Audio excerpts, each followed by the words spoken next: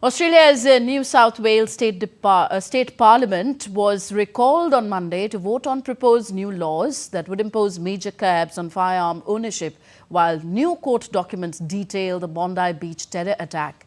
Sajid and Naveen Akram allegedly planned this attack for months. This is what the police told the court. They surveilled the site and carried weapons and explosives. Meanwhile, Prime Minister Anthony Albanese apologized to the nation and took responsibility for the atrocity that shook the nation. Australian Prime Minister Anthony Albanese apologized to the country's Jewish community and called for bipartisan support as he pushes for new laws against hate speech and extremism. Tens of thousands, including Australian Prime Minister and other leaders, attended the heavily guarded main memorial event in New South Wales. As Prime Minister, I feel the weight of responsibility for an atrocity that happened whilst I'm Prime Minister. And I'm sorry for what the Jewish community and our nation as a whole has experienced.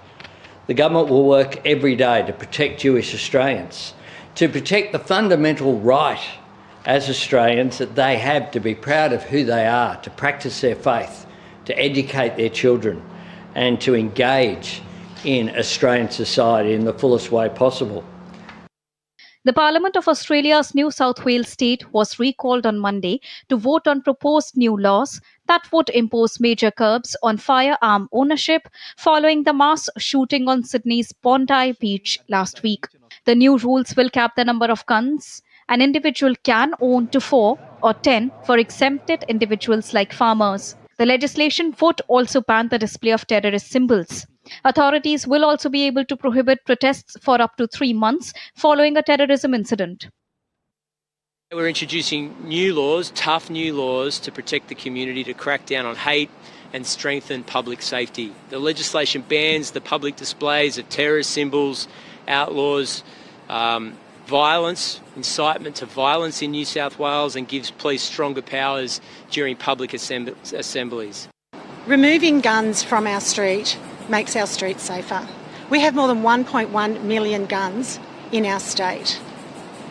And reducing the number of those, particularly for rec shooters, I think is reasonable. Meanwhile, court documents released on Monday have revealed that the suspect, Naveen Akram, conducted firearm training in an area of New South Wales outside of Sydney with his father. Akram has been transferred from the hospital to jail. He's facing multiple charges, including terrorism and 15 murders.